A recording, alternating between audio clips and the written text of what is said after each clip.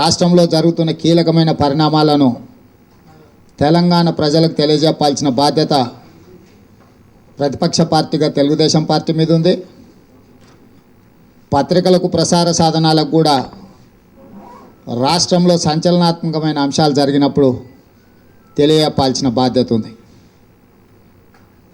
ఇప్పుడు ఈ అంశాలను చర్చించే ముందు కొంత గతంలోకి వెళ్ళి గతంలో జరిగిన అంశాలను కూడా పాత్రికేయ మిత్రులకు ఇప్పుడు చెప్పాల్సిన బాధ్యత నా మీద ఉన్నది. 2004లో కాంగ్రెస్ పార్టీ అధికారంలోకి వచ్చిన తర్వాత ఆనాడు రాష్ట్రంలో ఒక సంచలనాత్మకమైన అవినీతి సంబంధించిన కుంభకోణాలు వెలికి రావడం జరిగింది.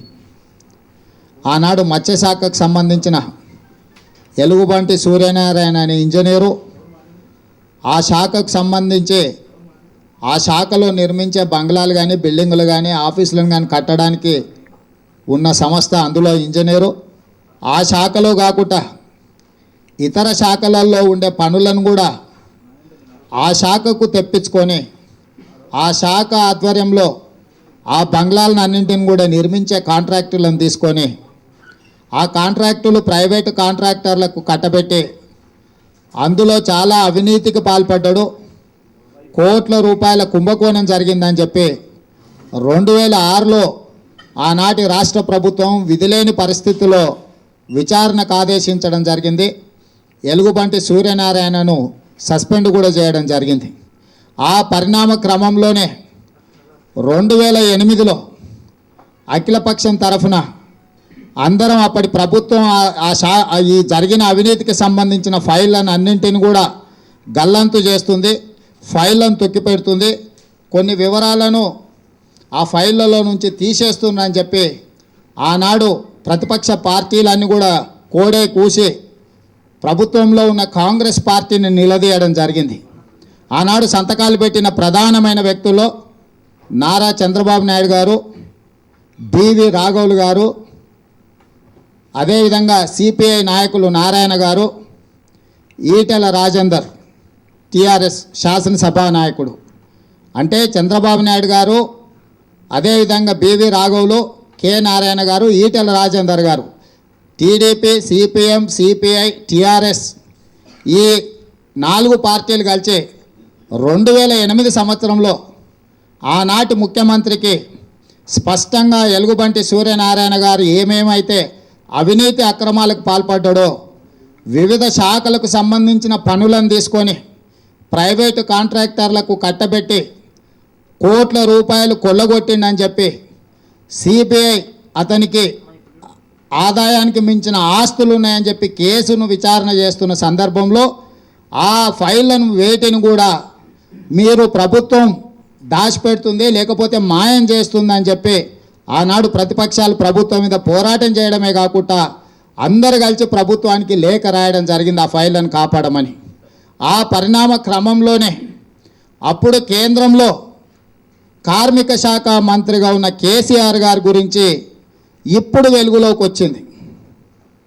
2006 సంవత్సరంలో కేంద్ర కార్మిక శాఖ మంత్రిగా ఉన్న కల్వకుంట్ల చంద్రశేఖరరావు గారు నేషనల్ బిల్డింగ్ కన్స్ట్రక్షన్ కంపెనీ కేంద్ర ప్రభుత్వ రంగ సంస్థ అయిన ఈఎస్ఐ హాస్పిటల్, ఆ ప్రభుత్వ రంగ సంస్థకు ఈఎస్ఐ హాస్పిటల్ కట్టమని ఇచ్చిన కాంట్రాక్టును ఆ సంస్థ నుంచి రద్దు చేసి ఆంధ్రప్రదేశ్ మత్స్యశాఖకు కేటాయించండి.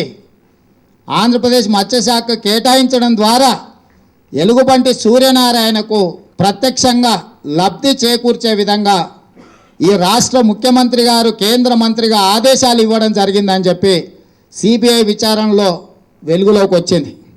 దానికి సంబంధించి ఈఎస్ఐ హాస్పిటల్ల నిర్మాణంలో అవినీతి అక్రమాలు జరిగినాయి, లొసుగులు ఉన్నాయని చెప్పి ఈఎస్ఐ హాస్పిటల్ కార్పొరేషన్ వాళ్ళు కేంద్ర ప్రభుత్వానికి లేఖ రాసి మీరు సిబిఐ విచారణకు ఆదేశిస్తే ఇందులో జరిగిన లొసుగులు, ఇందులో జరిగిన అవినీతిని వెలికి తీయడానికి అవకాశం ఉంటుందని చెప్పి 2011లో సిబిఐ విచారణకు ఈఎస్ఐ కార్పొరేషన్ అడగడం ద్వారా కేంద్ర ప్రభుత్వం 2011లో సిబిఐ విచారణకు ఆదేశించింది.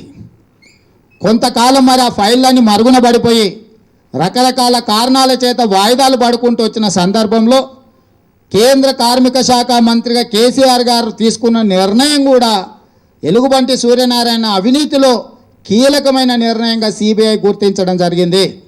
ఈ గుర్తించిన సిబిఐ ఆనాటి కేసీఆర్ గారి ప్రైవేట్ కార్యదర్శిని విచారణ చేస్తే ఆ అధికారి మంత్రి ఆదేశాల మేరకే ఎన్బిసిసి నుంచి కాంట్రాక్టు ఒప్పందాలను తొలగించి మేము ఆంధ్రప్రదేశ్ మత్స్యశాఖకి ఇవ్వమని చెప్పి లేఖ రాయడం జరిగింది. ఆ లేఖ ద్వారానే ఆంధ్రప్రదేశ్ మత్స్యశాఖ కాంట్రాక్ట్ వచ్చిందని చెప్పి సిబిఐ గారి విచారణలో వారు తెలియజెప్పిన దాని సమాచారం వస్తున్నది మాకు. కాబట్టి ఈరోజు అలాంటి సిబిఐ విచారణ సందర్భంగా చంద్రశేఖరరావు గారి పాత్ర, వారి పర్సనల్ కార్యదర్శి ప్రత్యక్షంగా వారు ఉన్నారన్నట్టుగా వాంగ్మూలం ఇచ్చిండ్రని దాని మీద చంద్రశేఖరరావు గారిని విచారణ చేయడానికి గత 3 నెలలుగా సిబిఐ ప్రయత్నం చేస్తుంటే వాయిదాల మీద వాయిదాలు వేసుకుంటూ వస్తున్న ఈ రాష్ట్ర ముఖ్యమంత్రి గారు గత వారంలో సిబిఐ ముందల విచారణకు హాజరైందని చెప్పి కూడా ఈరోజు సమాచారం వస్తున్నది. సిబిఐ చంద్రశేఖరరావు గారిని దాదాపుగా 2 నుంచి 3 గంటలు ప్రశ్నలతో ఉక్కిరిబిక్కిరి చేసిండ్రు.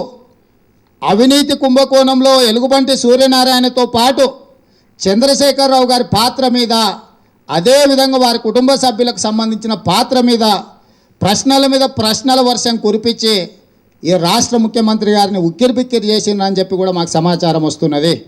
అంటే ఈరోజు ఒక అవినీతికి సంబంధించి విచారణలో కేంద్ర ప్రభుత్వ రంగ సంస్థ అయిన విచారణ సంస్థ సిబిఐ ఈరోజు ఈ రాష్ట్ర ముఖ్యమంత్రి గారిని అవినీతికి సంబంధించి ప్రశ్నించడం జరిగింది.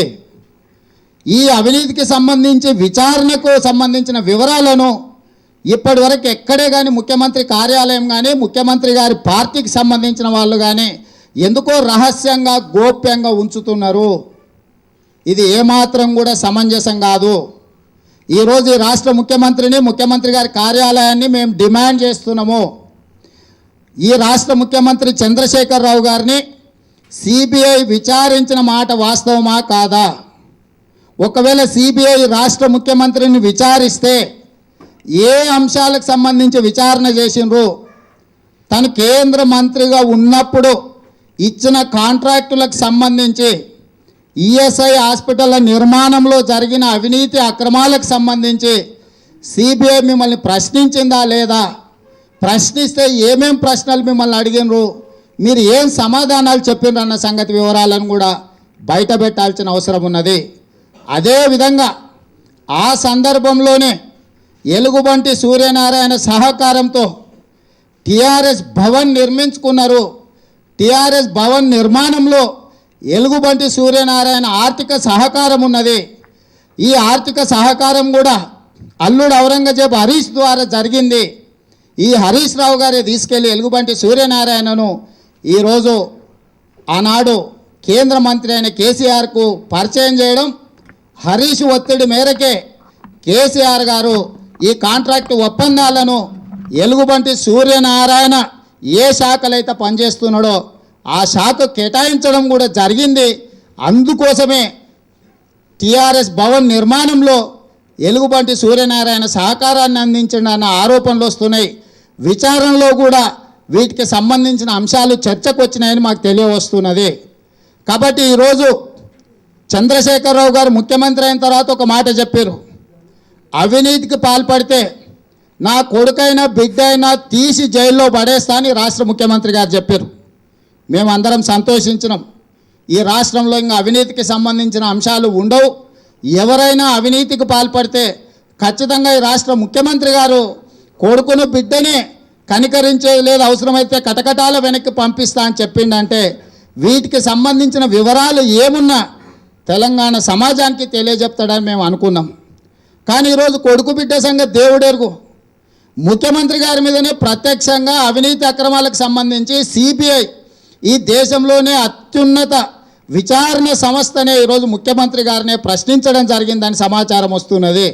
అంటే ఈరోజు ప్రత్యక్షంగా ఈ రాష్ట్ర ముఖ్యమంత్రి గారి మీద గతంలో వీరు కేంద్ర మంత్రిగా ఉన్నప్పుడు అవినీతి అక్రమాలకు సహకరించిండ్రని, కాంట్రాక్టులు ఇచ్చిండ్రని, ఆ కాంట్రాక్టులు ఇచ్చిన వ్యక్తితోని వాళ్ళ టిఆర్ఎస్ భవన్ నిర్మాణానికి సహకారం పొందిండ్రని చెప్పి కూడా ఈరోజు ఆరోపణలు వస్తున్న నేపథ్యంలో మేము ఈ రాష్ట్ర ప్రభుత్వాన్ని సూటిగా డిమాండ్ చేస్తున్నాం. ఎలుగుబంటి సూర్యనారాయణకు మీకు ఉన్న అనుబంధం ఏంది, సంబంధం ఏందో తెలంగాణ ప్రజలకు తెలియజెప్పాల్సిన అవసరం ఉన్నది. అదేవిధంగా ఎలుగుబంటి సూర్యనారాయణ ఆర్థిక సహకారంతో టీఆర్ఎస్ భవన్ నిర్మించుకున్నారా లేదా, ప్రత్యక్షంగా కానీ పరోక్షంగా కానీ ఆర్థిక లావాదేవీలు మీరు ఎలుగుబంటి సూర్యనారాయణతో జరిపినరా లేదా. మూడవది, ఈ హరీష్ రావు గారే ఎలుగుబంటి సూర్యనారాయణను తీసుకెళ్లి రాష్ట్ర ముఖ్యమంత్రి గారికి పరిచయం చేసినరా లేరా. ఈరోజు హరీష్ రావు గారికి ఎలుగుబంటి సూర్యనారాయణకు ఉన్న అనుబంధము అసలు పరిచయం ఉందా లేదా, వాళ్ళిద్దరి మధ్యలో ఎలాంటి వ్యాపార లావాదేవీలు జరిగినాయి, వాళ్ళ ఇద్దరికి ఉన్న పరిచయం ఏందో కూడా ఈరోజు రాష్ట్ర ప్రభుత్వానికి తెలియజెప్పాల్సిన అవసరం ఉన్నది. అదేవిధంగా ముఖ్యమంత్రి కార్యాలయం మీద కూడా బాధ్యత ఉన్నది. ముఖ్యమంత్రి గారిని సిబిఐ ఒకవేళ విచారణ చేస్తే ఆ వివరాలను బహిరంగపరచాల్సిన బాధ్యత ముఖ్యమంత్రి కార్యాలయం మీద ఉన్నది. ఈరోజు ఒక విచారణ సంస్థ వచ్చి రాష్ట్ర ముఖ్యమంత్రిని అవినీతి కార్యక్రమాలకు సంబంధించి ప్రశ్నించిందంటేనే ముఖ్యమంత్రి గారి పాత్ర లేకుండా ఈ విచారణ సంస్థ వచ్చి ముఖ్యమంత్రి గారిని ప్రశ్నించే సమస్యనే లేదు.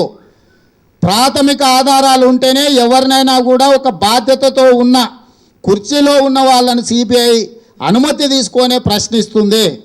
అనుమతి లేకుండా డైరెక్ట్గా ఇలా వచ్చి ప్రశ్నించే అవకాశమే లేదు. అంటే ఈ రాష్ట్ర ముఖ్యమంత్రి గారికి సిబిఐ నోటీస్ ఇచ్చి వచ్చి ప్రశ్నించిందా, లేకపోతే ఇతరత్ర ఇంకేమైనా కారణాలు ఉన్నాయా, వీటన్నిటిని కూడా బయట పెట్టాల్సిన బాధ్యత ఉన్నది. కాబట్టి ఈటెల రాజేందర్ గారిని నేను ఈ సందర్భంగా డిమాండ్ చేస్తున్నా, 2008లో ఏ లేఖ ద్వారా అయితే మీరు ఆనాడు డిమాండ్ చేసినరో ఈ 4 పార్టీలతో కలిసి మీరు పూర్తి వివరాలను ఫైళ్లను భద్రపరచాలి, అఖిలపక్షం ముందల పెట్టాలి, స్పీకర్ ముందల పెట్టాలని చెప్పి ఏదైతే లేఖ మీద ఈటెల రాజేందర్ గారు సంతకం చేసినరో ఈరోజు ఈటెల రాజేందర్ గారిని నేను డిమాండ్ చేస్తున్నా, 2008లో మీరు రాసిన లేఖకు ఈరోజు మీరు కట్టుబడి ఉన్నారా లేదా.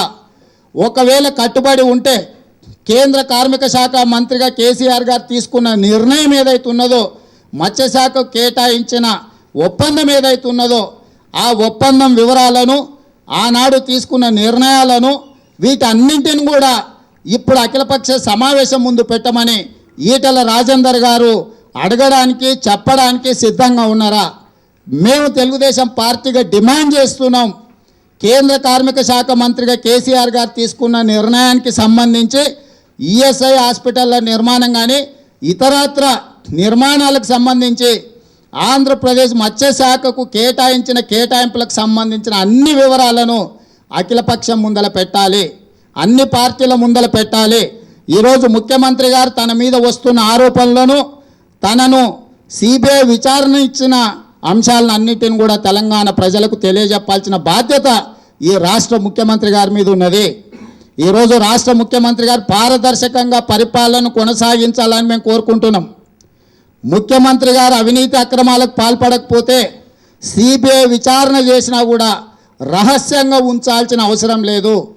ముఖ్యమంత్రి కార్యాలయం కూడా గోప్యత పాటించడం అంటే దీని వెనకాల ఇంకేదో ఉన్నదని అనుమానం వస్తున్నది. కాబట్టి ఇప్పటికైనా ఈ రాష్ట్ర ప్రభుత్వాన్ని మేము డిమాండ్ చేస్తున్నాం, వీటికి సంబంధించిన సంపూర్ణమైన వివరాలను బయటపెట్టాల్సిందిగా, విచారణకు సంబంధించిన అంశాలను తెలంగాణ ప్రజలకు చెప్పాల్సిందిగా, తెలంగాణ భవన్లో టీఆర్ఎస్ భవన్ నిర్మాణంలో ఎలుగుబంటి సూర్యనారాయణ పాత్రను, అదేవిధంగా ఆ కాంట్రాక్టులో కేసీఆర్ పాత్రను, ఈ మొత్తం వ్యవహారంలో హరీష్ పాత్రకు సంబంధించి కూడా రాష్ట్ర ప్రభుత్వము, అదేవిధంగా తెలంగాణ రాష్ట్ర సమితి రాజకీయ పార్టీ కూడా స్పష్టత ఇవ్వాల్సిన బాధ్యత ఈ రెండింటి మీద ఉన్నది.